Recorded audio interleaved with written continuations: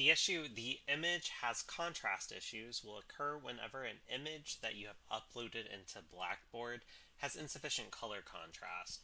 This means that someone who has low vision or color blindness may not be able to differentiate the text from the background that is on. For example,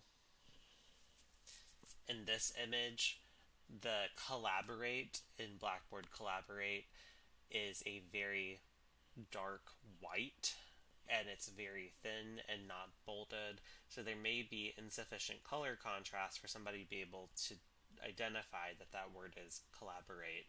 To fix this issue, we would need to go back to the original image and increase the color contrast if we were the one that designed the image, or if not, try to use a software such as Canva or Adobe Pro to try to make the text have a stronger contrast. You can double check the color contrast by using a tool such as WebAIM's color contrast checker to determine what an appropriate contrast ratio is for an image. If you're unable to edit the image, you may instead need to find a different image that would meet the same purpose in your course.